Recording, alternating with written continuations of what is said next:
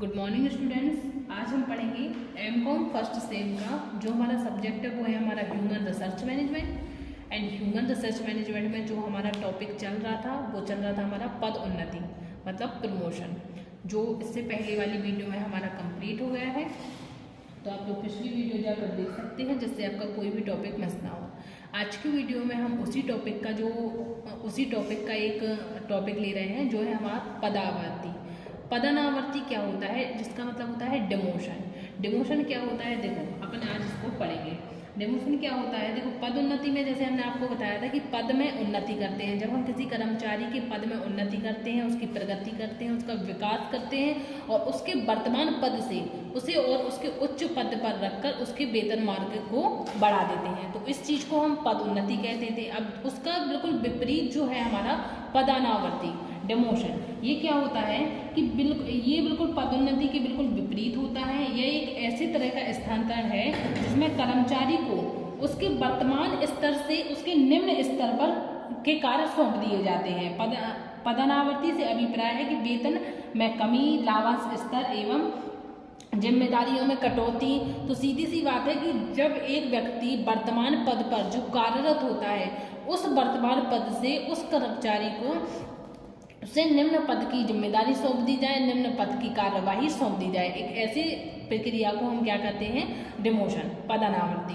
पदानावर्ती के कारण देखो किन कारणों से पदानावर्ती होती है, तो इसमें सबसे पहले है गलत नियुक्तियों को संशोधित करना। कभी कभी क्या होता है, जो नियुक्ता होता है वो कर्मचारियों को गलत जगह पर नियुक्त कर देता है। जैसे कोई हमें एक बहुत बड़ी पोस्ट के लिए किसी कर्मचारी की आवश्यकता है ना, तो एक नियुक्ता है उसने गलती से उसको उस पर पोस्ट पर रख लिया है, लेकिन वो उसके अकॉर्डिंग उसको कुछ आते ही नहीं है या उसके लायक वो है नहीं, उस पद के लायक नहीं है। तो गलत नियुक्तियों को संशोधित करना, फिर उसको संशोधित कर कर उसको जिस लायक वो है या जिसके अकॉर्डिंग उसको काम करना है उस काम पर रखना।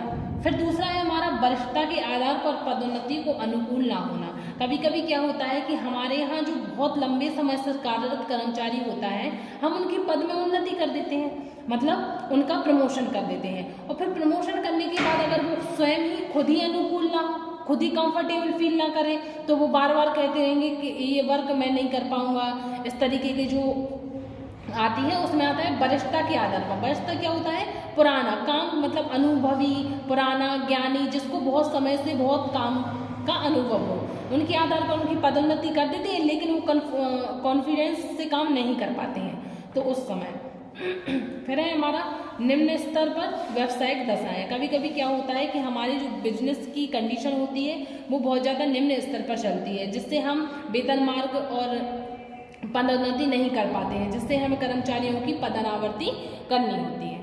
फिर नेक्स्ट है हमारा कर्मचारियों के विरोध अनुशासन कार्यवाही। कभी कभी क्या होता है कि कोई कर्मचारी अनुशासन के अधीन काम कर देता है। सीधी सी बात है कि कर्मचारियों में बहुत सी ऐसी अमितव्ययता फैलाता है या विरोध करता है या किसी चीज़ को नहीं मानता है, तो कभी उसके पद से उसको हटा दिया जाता है, उससे निम्न पद पर रख दिया जाता है।